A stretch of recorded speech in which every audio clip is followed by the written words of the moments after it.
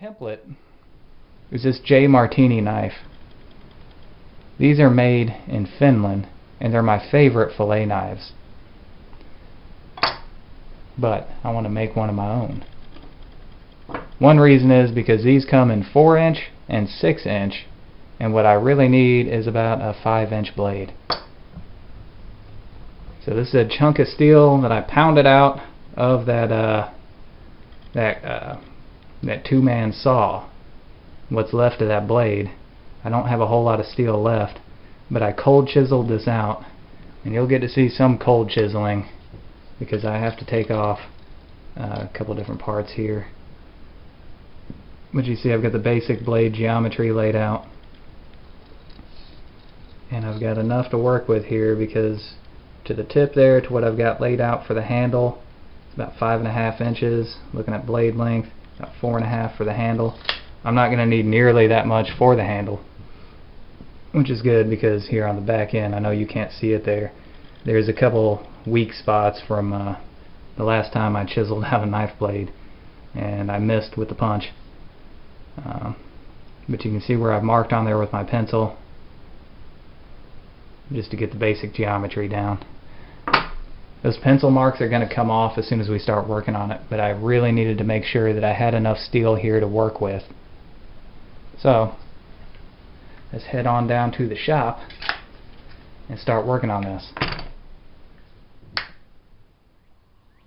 Okay. Down in the shop now. We're going to do some cold chiseling. The way I do this, I do it on the floor because it is the flattest, most stable surface here in the shop. And the way we do this, we take this chisel and put it roundabouts where we want, and we hit it with a big hammer. We do that to weaken the steel, and eventually, once we form a good line, that piece of steel will break off. And this is going to save me a whole lot of work on the grinder. So I'm just going to get to where I can see the lines that I made with the pencil. Then I'm going to go a little bit beyond that, and then I'm going to start hammering. So I'd say right about here is where I'm going to start. Yeah, looks good. Okay. And just hit it. It takes a lot. Alright, and you just move down a little bit further, hit it again. A little bit further, hit it again. As you see, that piece sheared off. So we're going to keep on doing that until we get pretty close to the blade shape that we want. Then we'll take it to the grinder.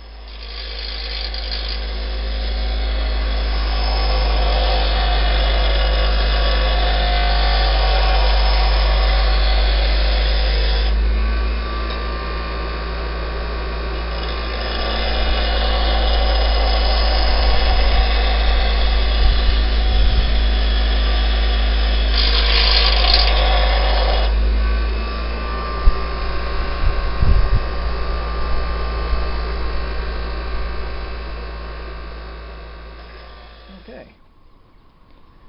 this is what we got. That's pretty much what I wanted to work with right there. So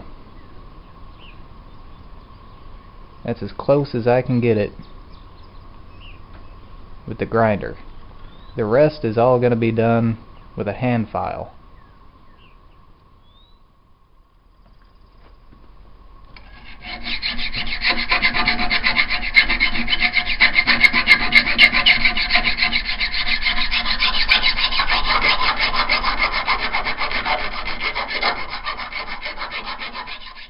Okay, what I'm doing now is just filing to establish that edge. Also, I want to draw file, which is when you hold the file like this and work it straight back and forth to get some of this rust and pitting off. Because it's a fillet knife, I need this finish to be as smooth as possible. Otherwise, that's going to be a spot where you can kind of tear at the fish a little bit. You're not going to get a real clean fillet. So I'm just going to go over this and break all these sharp edges and try to establish the bevel for the final edge. Okay, as you see, we're starting to get most of the big rust off. That's about as good as I can do with a file. So now we're going to start polishing the blade to really get it smooth. And to do that, I'm going to use a traditional tool of my native people. And by that I mean the electric belt sander.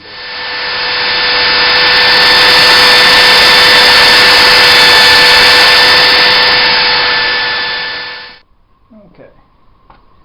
So now, just using some sandpaper,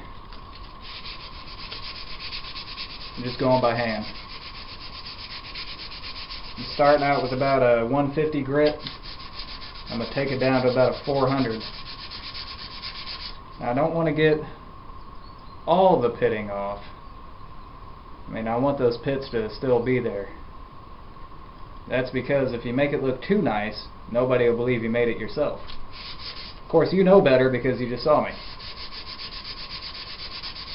It just takes time.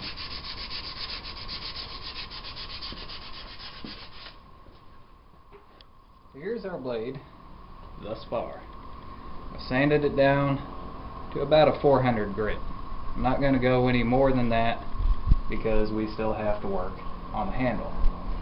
Also, what I've done now is I've ground these little facets into the tang. I've also shortened the tang a little bit.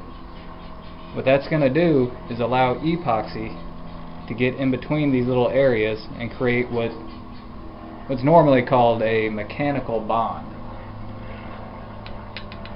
This is the chunk of wood that I've decided to use as a handle, and I've drilled a hole in there and kind of lopped it out a little bit so that the blade fits right in there. What we're going to do is fill this hole full of epoxy. One other thing that I've done is I've taken this little piece of copper. This is just copper tubing that I've shaped out, hammered it flat, and the blade is going to go on top of that, and it'll sit in there, and whenever we shape this to its final shape, it'll give us a nice decorative copper end cap on our handle.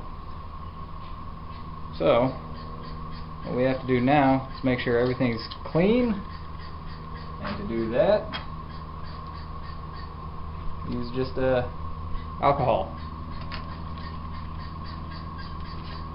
The epoxy won't bond if you've got oil or anything else on your surfaces. Another close-up of that.